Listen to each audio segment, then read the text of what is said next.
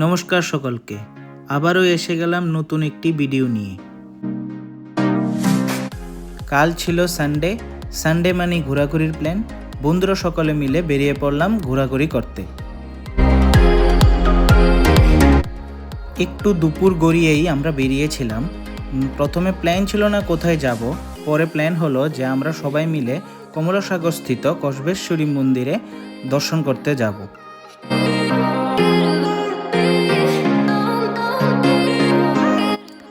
এর আগেও আমরা অনেকবার বন্ধুরা মিলে মাতা কসবেশ্বরীর দর্শন করেছি, কিন্তু যখনই যাই প্রথমবারের মতোই দর্শন অনুভব করে আসি। কমলাসাগর যাওয়ার রাস্তাটা খুবই সুন্দর, আমাদের গাড়ি নিয়ে যেতে কোনো ধরনের অসুবিধেই হয়নি। আশপাশটাও খুব গ্রিনারি এবং দেখতে খুব সুন্দর লাগছিল। আমি সবসময় বলি যে কোথাও গন্তব্যস্থলে পৌঁছানোর আগে রাস্তার যে ভ্রমণের আনন্দটা সেটা অনুভব করা খুবই দরকার। রাস্তা দিয়ে যাওয়ার সময় জার্নিটা খুব মজাই লাগে।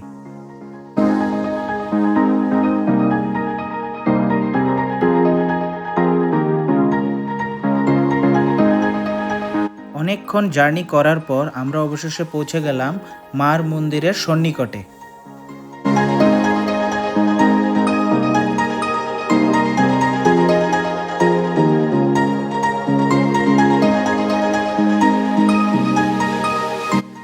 মন্দিরে প্রবেশ করলেই আপনারা দেখতে পারবেন এখানে কি বিজ্ঞপ্তি দেওয়া আছে, তাতে পুরো নিয়ম দেওয়া আছে এবং একটি স্থাপিত শিল্প আছে যেখানে আপনারা এই মন্দির সম্পর্কে অনেক কিছু পরে জানতে পারবেন।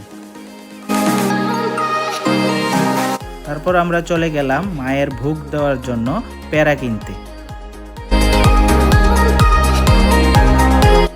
পেয়ারা কেনার পর আমরা সবাই জনে জনে প্রস্তুতি নিয়ে নিচ্ছি মার মন্দিরে দর্শন করার জন্য।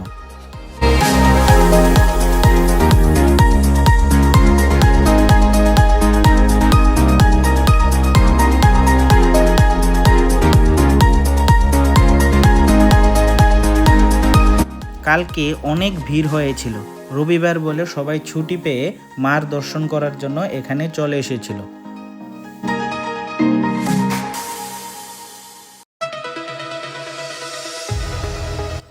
ইনি আমাদের মা কসবেশ্বরী।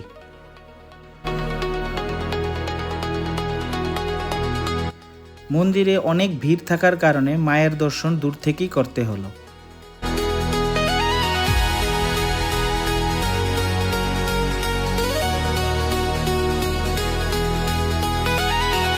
দর্শন করার পর আমরা সবাই মিলে চলে যাচ্ছিলাম কমলাসাগর দিঘিতে কিছুটা সময় কাটানোর জন্য।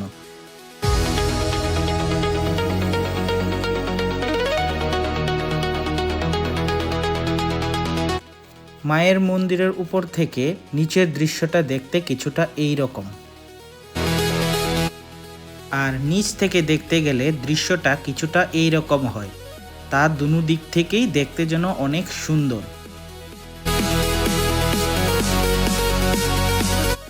এখানে আপনারা চাইলে বাচ্চাদের জন্য কিছু খেলনাও কিনতে পারবেন।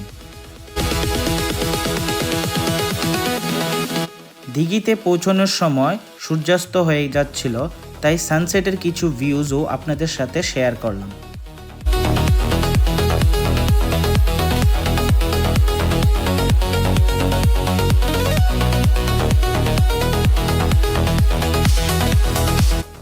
সবাই চলে আসার পর আমরা সকলে মিলে এখানে বসে কিছুটা সময় গল্প করলাম এবং জায়গাটার অনুভব করলাম।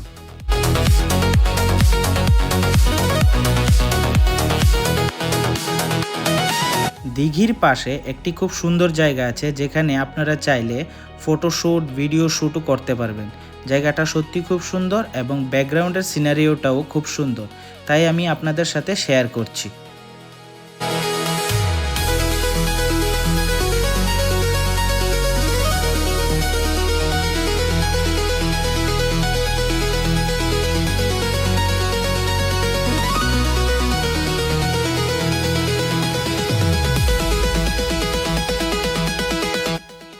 যাওয়ার সময় সকলে মিলে স্থির করলাম যেহেতু মায়ের দর্শনটা আমাদের দূর থেকে করতে হলো, তাই সন্ধ্যাবেলা যাওয়ার আগে মার দর্শনটা যাতে কাছ থেকে করা যায়।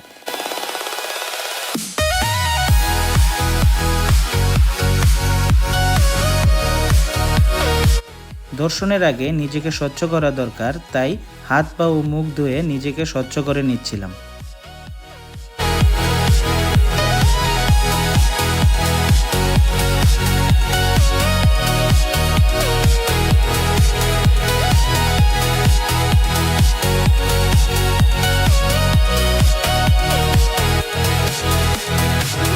সন্ধ্যার দিকে মায়ের মন্দিরের আলোকসজ্জাও দর্শন হয়ে গেল।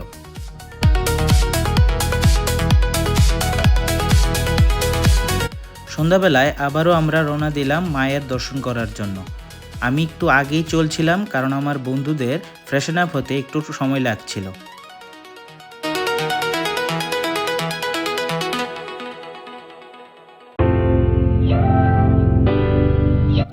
সত্যি বলতে সন্ধ্যাবেলায় আরও সুন্দর লাগছিল জায়গাটা, দেখতে খুব ভালো লাগছিল, আর ক্যামেরাতে তা বন্দি করে নিয়ে গেলাম।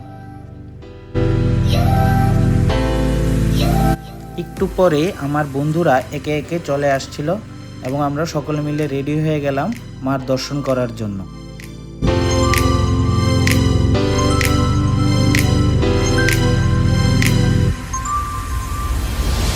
সন্ধ্যাবেলায় ভিড় কম থাকার কারণে মায়ের দর্শনটা একদম সন্নিকট থেকেই করতে পারলাম এবং সকলে মিলে এখানে কিছুটা সময় কাটালাম এবং আমাদের খুব ভালোই লাগছিল।